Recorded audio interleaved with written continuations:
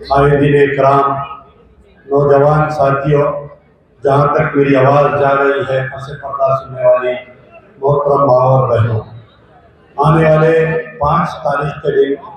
आपको इंतखाबात में हिस्सा लेना है और ख़ास तौर पर उतला असेंबली कॉन्स्टिट्यूंसी जो है आज पूरी दुनिया की नज़र में है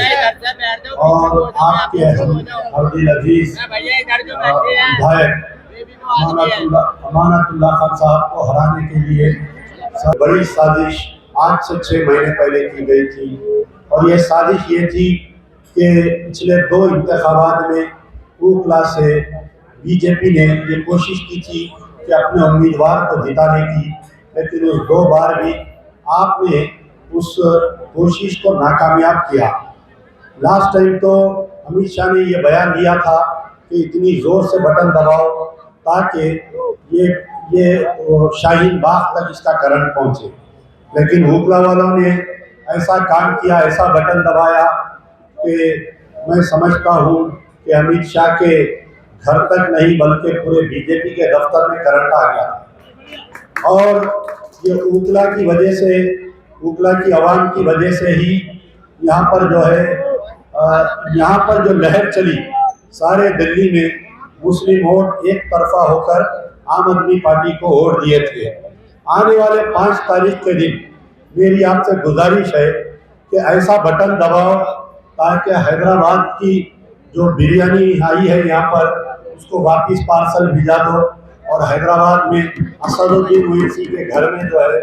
ऐसा करंट लगे कि ये अमित शाह के एजेंट बनकर आपके दरमियान में आकर आपके इत्तेहाद को बांटने की कोशिश की जा रही है। मैं 1-2 मिनट पहले आपको ये बात याद दिलाना चाहता हूँ कि यहाँ पर ये बात याद दिलाना चाहता हूँ कि आपके सामने 2 पार्टियां हैं।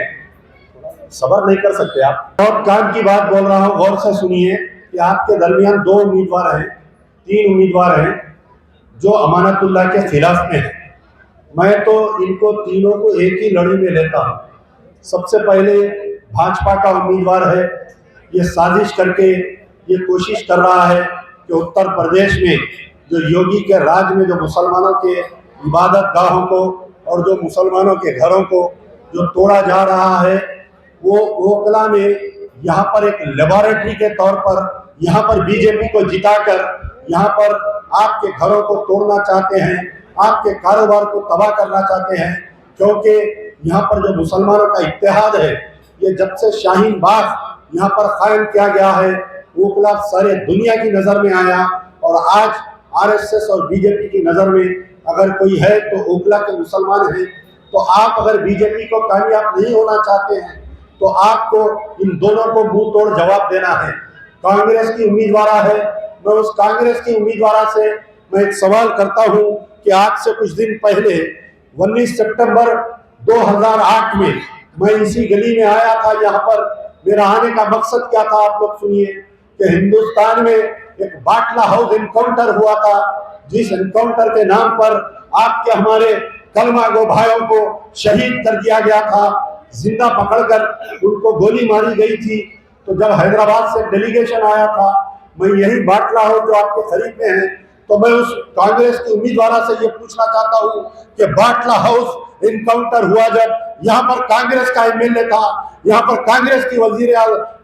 चीफ मिनिस्टर थी, यहाँ पर कांग्रेस का होम मिनिस्टर था, कांग्रेस का प्राइम मिनिस्टर था, आज बतलाओ किस सूरत से तुम लेकर आज मुसलमानों के दरमियान में आकर उकला के मुसलमानों से तुम किस सूरत से वोट मांग रहे हो? जो बाटला हाउस की इंक्वायरी सही नहीं करवाई, उस वक्त मनमोहन सिंह प्राइम मिनिस्टर थे, सोनिया गांधी ये बयान दी कि मैं बाटला हाउस एनकाउंटर की जब वीडियो देखी मैं रात भर नहीं सो सकी। तुम वो एक रात नहीं सो सके होंगे, लेकिन जो बाटला हाउस एनकाउंटर में जिनको शहीद कर दिया गया, जो कलमा को भाई थे, आज उनकी माएं उस रात से लेकर आज तक नहीं सो रही है। तो कांग्रेस की उम्मीदवार से मेरा सवाल है कि जब आप आए तो ये बाटला हाउस और कांग्रेस की सरकार की बदलाव उसके ऊपर इंक्वायरी क्यों नहीं की गई? दूसरे जो आपके सामने है, जो हैदराबाद से आकर यहाँ पर इंतशार पैदा करने के लिए शिफाउर रहमान को उम्मीदवार बनाए हैं।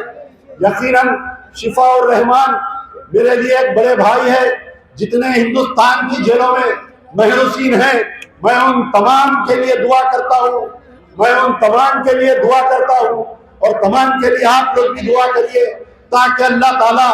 उनको रिहा करे। क्योंकि हमने भी बहुत जेलें काटे हैं, 6-6 महीने 4-4 महीने हमको भी ले जाकर बंद कर दिया जाता था। अमानतुल्लाह के ऊपर जो जुल्म किया गया है उसकी जुल्म की मेन वजह क्या है सुनिए। क्यों अमानतुल्लाह के पीछे ईडी लगी हुई है, क्यों अमानतुल्लाह के पीछे सीबीआई लगी हुई है? सिर्फ और सिर्फ अमानतुल्लाह ने जो वक्फ बोर्ड में, अभी एक फाजिल मुखर्रिर ने बहुत अच्छी बात कही कि यहाँ पर मौजन और ईमान को तनख्वाहें दी जाती है। हिंदुस्तान में सबसे पहला अगर कोई वक्फ बोर्ड का चेयरमैन था जो इमाम और मौजन को तनख्वाह देता था, उसका नाम अमानतुल्लाह। हिंदुस्तान में सबसे पहले अगर किसी ने मौजन और इमामों को तनख्वाह दिया है, उसके बाद में ये दिल्ली सरकार को देखकर तेलंगाना में हमारी सरकार मौजन और इमाम की तनख्वाहें देने के लिए राजी हुई। और अपने ये कांग्रेस पार्टी अपने मैनिफेस्टो में हर स्टेट में ये बात लगा रही है